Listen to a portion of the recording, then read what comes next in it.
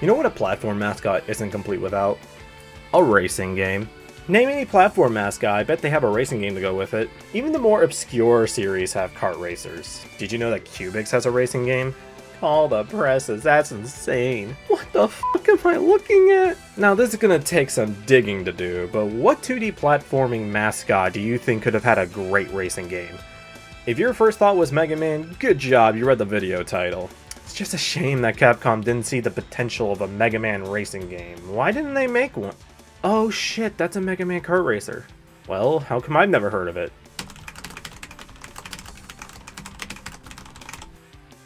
It never came out in America until it was released with the Mega Man X collection. What? Mega Man Battle and Chase. I might not be the biggest Mega Man fan, but I bet your ass I would have known about Mega Man Kart Racer if it came out. I adore kart racing games. They're so fun in the bullshit kind of way. So what the hell happened here? Why didn't we get this game until this thing? Well, this game originally came out in Japan in 1997 for the original PlayStation, shortly followed by a PAL release the following year. This version is also apparently available on the Japanese PSN store.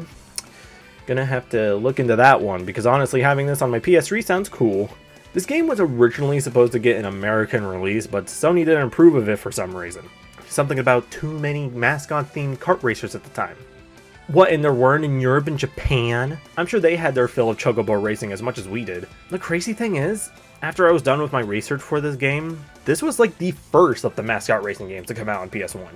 This came out before Crash, before Chocobo, before Nicktoons, before Lego, so many others, so why is it this got rejected for too many racers? Makes me wonder, was Sony labeled as a mascot kart racer? So if you lived in the States, you would have had to wait nearly a decade later until this game was eventually released in the Mega Man X collection. So, let me get this straight. You make a classic Mega Man racing game, and 9 years later you put it in a Mega Man X collection? Why? Like, I get why you made this collection. You were making a bunch of X games for the PS2 at the time. But you made a classic Mega Man Anniversary collection 2 years before this one, and you could have stuck it in that? The arcade games must have taken up a lot of space if you couldn't fit a kart racer in here. Sorry, I got a little sidetracked. Is the game at least fun? Well, according to the critics, they were very mixed about this game, though probably because their bias was showing. They just kept comparing it to Mario Kart, and yeah, no shit, Mario Kart's a good game, but that doesn't mean every time a different kind of kart racer comes out you have to immediately compare it to each other because they're in the same genre. That's the same mentality as comparing Pokemon with Final Fantasy. See, that sentence didn't even make sense. One review straight up called this game the first truly shameless Mario Kart clone. What, and Street Racer wasn't? Also, is it just a coincidence that the guy who wrote that review was named Jeremy? Another review from IGN was done by a guy named Jeremy, and my name is Jeremy? Is it just a rite of passage that every gamer named Jeremy eventually has to talk about Mega Man Battle and Chase? Whatever, I gotta get to the bottom of this. $5 later and I have the game. Let's see for ourselves what this game has in store.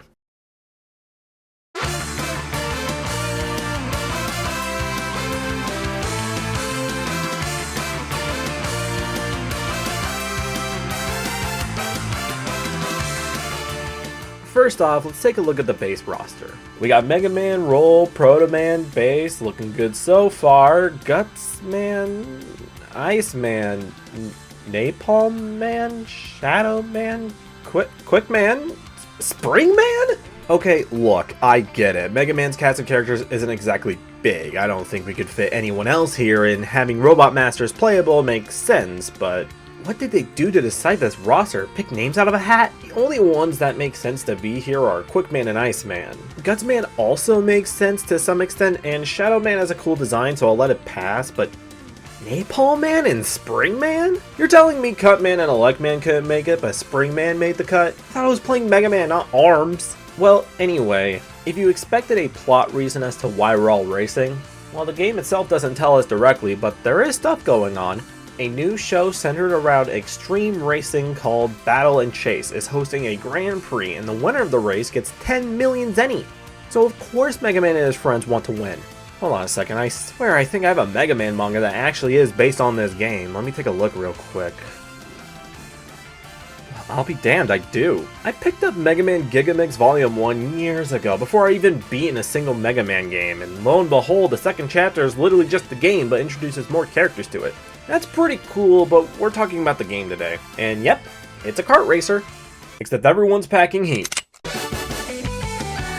Every character has a unique weapon that they can utilize during the race. Some characters have projectiles, some have traps, some are very unique to them like Proto Man and Roll. There's a lot to go over, but essentially means that there's way more to consider when deciding a character to play. It's scary when you can consider Dr. Wily is a top tier.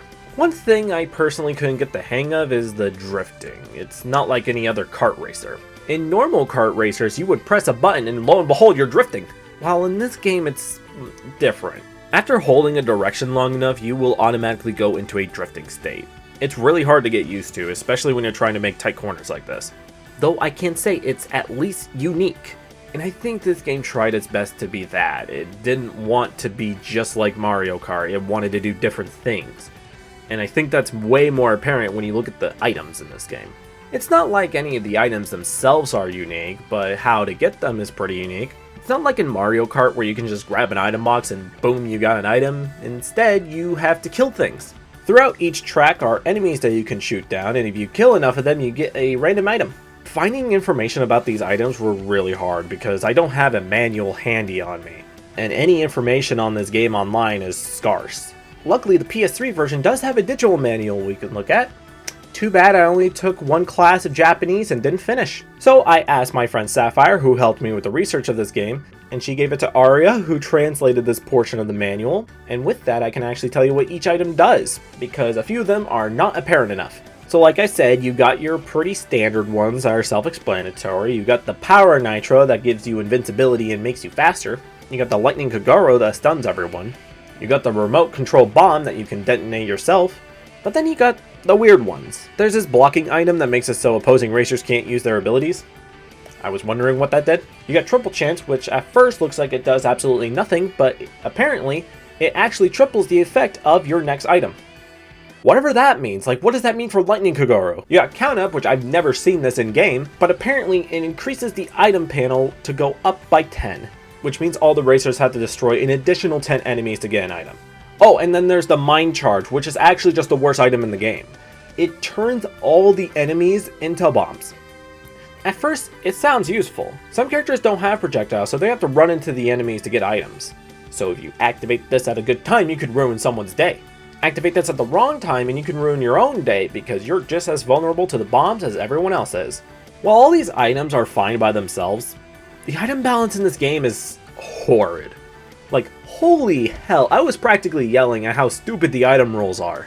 You can be in dead last place and still not get a proper item to help you gain a lead. There is no form of rubber banding in this game. If you're left in the dust, you're staying under it. There's barely any kind of recovery. You can see on the map how far someone can get, and tough AI can straight up lap you. It's embarrassing. Speaking of that map, let's talk about the screen placement.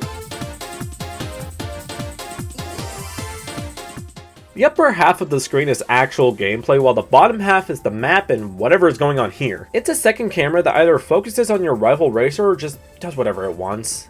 I tend not to pay attention to it. How about that course selection? How did you think it was gonna go? It's Mega Man, not Crash Bandicoot. There's a select number of racers you can pick and they all have their own unique track. I mean, the tracks are fine, there's not much to talk about them, but probably the biggest selling point of this game is that when you beat a racer, you actually get to pick what part of their kart you want to take. That's very Mega Man of them to do that. I know, I'm just as surprised as you are. You can create all kinds of different combinations of kart pieces. It's really cool that there's a kart racer like this. Now, do these pieces actually affect the way the kart feels? I think the wheels are the main thing here. Throughout the tracks are different kinds of terrain. I like to refer to them as blue, red, and dirt. At least from my experimentations, it seems that if you're using Iceman's wheels, you can drive over the blue squares just fine. Otherwise, you'll spin out if you turn too much. Napalm Man's wheels can drive right over the red squares, otherwise you'll constantly slow down on them. And then dirt. You can take advantage of a speed boost to get over dirt, but if you don't have that, I believe Guts Man's wheels actually ignore the slowdown of dirt. And it's because of these slight advantages you can get with each track that makes picking your character and what parts you put on them so much more important. This tier list is getting scary.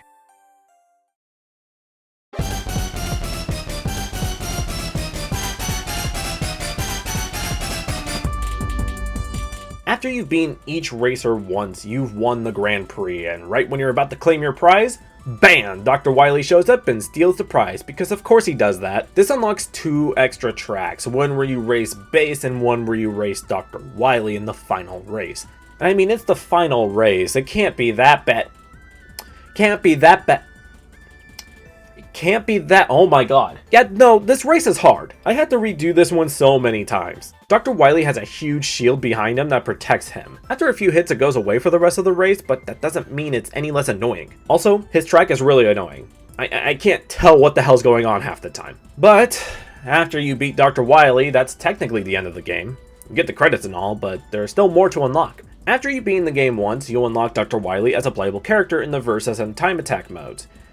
But if you wanted to unlock Base's course, Wily's course, and whatever the hell the space course is, you have to beat the Grand Prix a total of 4 times. By the time you do that, not only would you have unlocked all the kart pieces, you've essentially 100%ed the game with that specific character. Yeah, so when you start a new save file, you have to pick your character wisely, because once you decided, congratulations, you're married now. You're stuck with that character for the entire save file. If you wanted to try a different character in the Grand Prix, you gotta make a new save file and essentially get a divorce.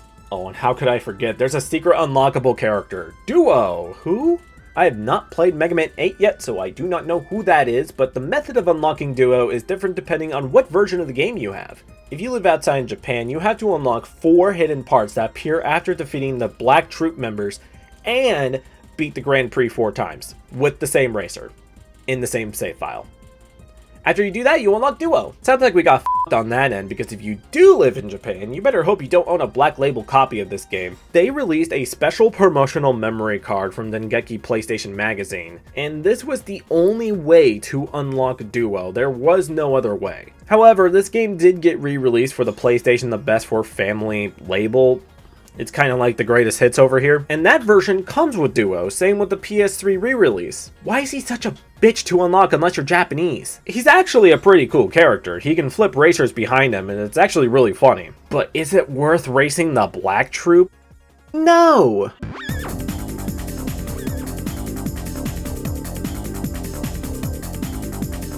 Apparently, the Black Troop refers to a group of racers that will randomly appear after you've beaten the game for the first time. If you manage to beat them, then a question mark panel will appear in a specific course. If you take that panel and win the race, you will unlock an extra part. And these guys don't mess around. They are really goddamn fast. I finally found one, but unfortunately I lost that race, and the game doesn't give you the option to redo the race, meaning you have to hope to God you run into it again later. Yeah, no, this is absolutely bullshit. I'm not doing this. Thank God I bought the PS3 version. Why the f did I need this? Yes, I did mention before that Mega Man Battle & Chase is available on the Mega Man X collection on PS2 and GameCube. It's the only American release of the game, even though it's just a ROM of the European version with no changes. And to top it off, you can't even play it once you have it. The game forces you to beat Mega Man X 1 through 3 before you can even think of touching Battle & Chase. Yeah, sorry, I'm not doing that. If you want to pick this game up, honestly, I would recommend going on your PS3, make a Japanese PSN account, and get the Japanese version. Not only do you get Duo right off the bat, but there's surprisingly a bit of content that was cut out of the English releases of the game. New to the series are characters Chess, Plum, and Ribot. Chess is seen in the course selection screen and gives descriptions on each course and parts. Plum interviews the opposing racer before the race starts. Now, I don't understand what they're saying, but it sounds demoralizing. No comment.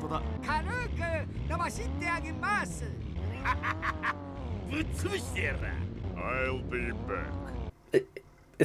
Is that a Terminator reference in my Mega Man game? And Ribot appears shortly after that. And both Plum and Ribot are constantly making commentary throughout the race. It's a small detail, but it adds a bit of charm to the game.